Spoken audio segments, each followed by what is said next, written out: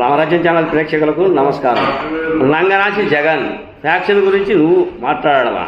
ఎంత హత్య, ఎక్కడ రగడ అనే అంశంపై మాజీ ఎమ్మెల్సీ బీటెక్ రవి మాట్లాడాడు. ఆయన తెలుగుదేశం కార్యాలయం నందు ఏర్పాటు చేసిన విలేకరుల సమావేశంలో మాట్లాడారు. అసలు హత్యలు నాంది పలికింది ఎవరు? హత్యలు చేస్తుంది ఎవరు? ఒక 18 ఏళ్ల కుర్రవాళ్ళను మీరు వండాలు కోసి హత్య చేసిన సంఘటనలు లేవా అనే అంశాన్ని లేవనెత్తాడు బీటెక్ రవి. ఈ విషయం ఈ వీడియోలో చూడండి. ఇలా ఆ తర్వాత మొన్న జరిగిన వేంపల్లి సంఘటన, ఆ తర్వాత జగన్మోహన్ రెడ్డి కానీ సతీష్ రెడ్డి గారు కానీ మాట్లాడిన దాని మీద అసలు వాళ్ళు మాట్లాడిన మాటలు, వాళ్ళు మాట్లాడిన విధానం జగన్మోహన్ రెడ్డి గారు చూస్తుంటే తమకు అసలు క్రైమ్ అంటేనే తెలియనట్టు, వాళ్ళ కుటుంబానికి అసలు ఏమాత్రము వాళ్ళ క్రిమినల్ హిస్టరీ లేనట్టు, అసలు చాలా నంగనాచులు పద్ధతులైనట్టు ఆ తర్వాత జగన్మోహన్ రెడ్డి నిన్న మాట్లాడారు. అక్కడ జరిగిన ఇన్సిడెంట్ కూడా మీకు 2 నిమిషాలు చెప్తా.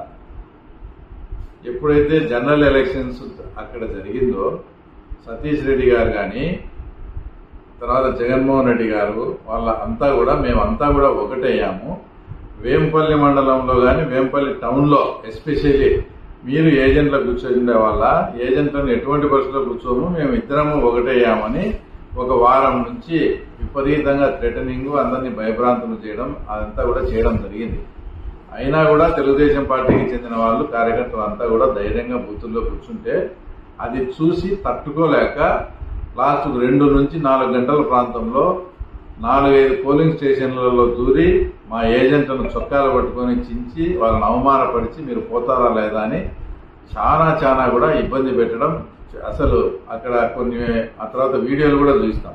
ఎస్పెషల్లీ ఈరోజు నిన్న ఎవరైతే మాట్లాడతారో మేము అట్లా కాదు, వాళ్ళ అబ్బాయే, సాక్షాత్ వాళ్ళ అబ్బాయే అక్కడ స్కార్పియో మీదికి పోతా దాడి చేసే అన్ని క్లిప్పింగ్స్ వీడియోలు కూడా ఉన్నాయి.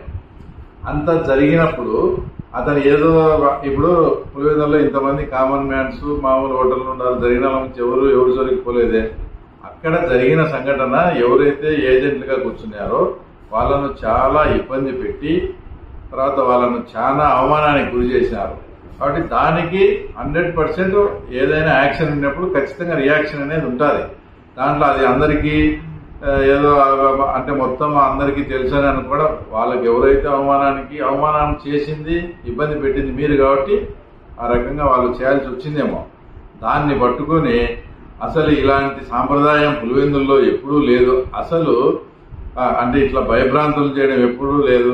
అసలు జగన్మోహన్ రెడ్డి గారు కానీ వాళ్ళ కుటుంబము ఇంతవరకు మనుగడ సాగించిందంటే మర్డర్లు చేసి ప్రజలను భయభ్రాంతులు చేసి ఆ భయం మీద కట్టిన పునాదులతో ఈరోజు మీరు రాజకీయం నడుపుతా ఉన్నారు. గతంలో ఎత్తుకుంటే విలేకరు నారాయణ కానీ నంద్యాలపల్లి శివరామరెడ్డి మర్డర్స్తో లింగాల మండలంలో వచ్చి పెదగూడాల కృష్ణారెడ్డి కావచ్చు, వార్నపల్లెలో తర్వాత సూర్యనారాయణ గారి ఇంటిని పేల్చడం కావచ్చు, ఇలా 1, 2, 3 చెప్పుకుంటే అసలు మీరు మీ రాజకీయ పునాదే అసలు ప్రజలను భయభ్రాంతులు చేసి పుట్టింది. అసలు ఆ పిల్లాడంతా ఎవరో 20 ఏళ్ళు చాలా పిల్లాడు, అమాయకుడు అని మాట్లాడుతున్నాడు జగన్మోహన్ రెడ్డి. ఇదే జగన్మోహన్ రెడ్డిని సూటిగా ప్రశ్నిస్తా ఉన్నాం.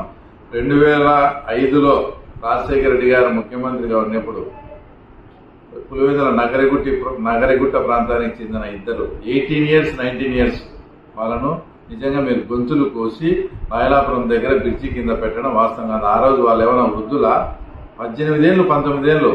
ఇంకొక దారుణమైన విషయం ఏంటంటే ఆ సంఘటన జరిగేటప్పటికి ఆయన పులివెందుల్లో ఉన్నాడు. చంపేవాళ్ళు సార్ మేము ఇట్లా 2 మర్డర్లు చేస్తానా పిల్లలను, నువ్వు ఉండడం బాగుండదంటే అప్పటికప్పుడు ఆయన బెంగళూరు పారిపోయినాడు. కనీసం అప్పుడైనా రే ఇది మంచి పద్ధతి కాదు, 18-19 ఏళ్ళ వయసు ఉండే వాళ్ళని చంపడం కరెక్టే. ఈ రోజు ఏదైతే అమాయకుడు పిల్లాడు అని చెప్తాడే ఆ రోజు వీళ్ళందా నిన్న అదేదో దాడి మాత్రమే జరిగింది. అక్కడ నువ్వు 2 గొంతులు కోసి లాయలాపురం బ్రిడ్జి కింద పెట్టి నీకు తెలిసి జరిగింది ఆ విషయం చెప్పినాక నువ్వు బెంగళూరు పోయినావు అంటే మీరు ఇట్లాంటివన్నీ మాట్లాడుతుంటే ఇక్కడ ప్రజలు వీళ్ళంతా చూస్తా కూడా భయంకరంగా నవ్వుకుంటున్నారు. కాబట్టి ఎప్పుడైనా కానీ ఇంకా పక్కనే నా పెద్ద మనిషి ఆయన ఏం మాట్లాడుతున్నాడు, అసలు ఏం చేసినా కూడా మేమేం చేయము, మేము అహింసా పద్ధతిలో ఉంటాము, అది ఇదని మాట్లాడుతున్నాడు. ఆయన సూటిగా ఒకటే ప్రశ్న అడుగుతాను. జగన్మోహన్ రెడ్డి పక్కన పెట్టుకొని నిన్ను పక్కన పెట్టుకొని ఆ విధంగా ప్రెస్ మీట్ మాట్లాడుతా మేము శాంతి కాముకలము పులిందలు ఆ సాంప్రదాయం లేదంటాడే. 2005 రాజశేఖర రెడ్డి గారు ముఖ్యమంత్రిగా ఉన్నప్పుడు వేలుపుల సంఘటనలో మాకందరికి ఏమని చెప్పాము, మీరు మా గన్మేన్ కాలిస్తే నేను కాల్చినానని నా మీద కేసు పెట్టారని నువ్వు 5-6 నెలలు జైల్లో ఉన్నావు. ఇప్పటికీ నీ మీద 302 సెక్షన్ ఉంది. ఆ తర్వాత ఇప్పుడు నువ్వు ధైర్యంగా చెప్పగలవా? వైఎస్ జగన్మోహన్ రెడ్డి కానీ వైఎస్ రాజారెడ్డి కానీ వాళ్ళు చాలా మంచోళ్ళు, వాళ్ళు నా మీద ఏ దురుద్దేశంతో కేసు పెట్టలేదు. ఆ రోజు నేనే ఫైట్ చేసి తర్వాత నన్ను నేను కాపాడుకునేదానికి గన్మెన్ ఫైట్ చేశాడని చెప్పినానని ఈ రోజు నీకు వాళ్ళ దమ్ముందే చెప్పగలవా? వాళ్ళు పక్కన పెట్టుకొని నిన్ను మాట్లాడుతుంటే నీ బుద్ధి ఏమైంది? ఆ రోజు ఫైట్ చేసింది గన్మెనా మీరా? ఆ రోజు ఫైట్ చేసింది గన్మెన్ అనే విషయం మీకు తెలుసు, మాకు తెలుసు. అయినా సతీష్ రెడ్డి గారే ఫైట్ చేశారని చెప్తాంటే మళ్ళీ వాళ్ళని పక్కన పెట్టుకొని వాళ్ళు ఏదంటే అది మాట్లాడుతుంటే కూడా దానికి మీరు వంత వాడుతూ ఉండడం ఇది చాలా దారుణమైన విషయం. అయినా జరిగింది. ఎక్కడైనా ఒకటి అలా ఇట్లాంటి జరుగుతుంటాయి. దాని ఎవరు మేము కూడా ప్రోత్సహించడం లేదు. మీ గవర్నమెంట్ ఎట్టున్నది, అదే తెలుగుదేశం పార్టీ గవర్నమెంట్ ఎట్టున్నది. ఈ ఇన్సిడెంట్ జరిగిన 10 గంటల్లోనే ముద్దాయిలను అరెస్ట్ చేశారు. వాళ్ళను మీరే అంటున్నారు వాళ్ళని కొట్టినారని, కానీ పోలీసులు 307 సెక్షన్ వేశారు. మేము ఎక్కడా కూడా పోలీసు వాళ్ళతో మేము ఇంటర్ఫియర్ కాలే, పోలీసు చట్టాల గురించి మేము ఇంటర్ఫియర్ కాలే. చట్టం మీరు ఏ ప్రకారంగా ఉంటే ఆ ప్రకారంగా పోడన్నా తప్పకుండా ముద్దాయిలను ఆ తర్వాత ముద్దాయిలను కూడా వాళ్ళు సరెండర్ చేసుకున్నారు. పోలీసు వాళ్ళు అంతా ఇన్సిడెంట్ జరిగిన 10 గంటల్లోనే సెక్షన్ కూడా 307 సెక్షన్ వేశారు. తర్వాత వాళ్ళని కోర్టుకు పంపించడం కూడా జరిగింది. అదే మీ హయాంలో జరిగింటే సింపుల్ గా 324 326 పెట్టి స్టేషన్ బెయిల్ ఇచ్చి పంపించేవాళ్ళు. కాబట్టి శాంతిగా అహింసా మార్గాల గురించి వాటి గురించి తర్వాత వీళ్ళు చెప్తే వినేంత ఇదేం కాదు. తప్పకుండా పులివెందుల్లో శాంతి భద్రతలను కానీ మామూలు కామన్ మ్యాన్ ప్రజల జోలికి కానీ ఎవరు పోయినా కూడా తర్వాత పోలీసులు వాళ్ళ పని వాళ్ళు చేస్తారు.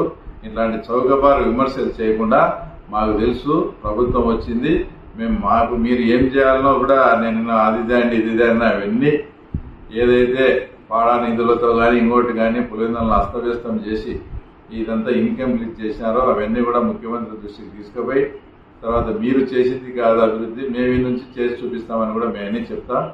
దయచేసి ఒక చిన్న సంఘటన ఏదన్నా జరిగితే దానికి మీరు పెద్దగా ఆ సంఘటన చంద్రబాబు నాయుడు గారికి కూసి ఏదో లబ్ధి పొందాలనుకోవడం ఇది కరెక్ట్ కాదు.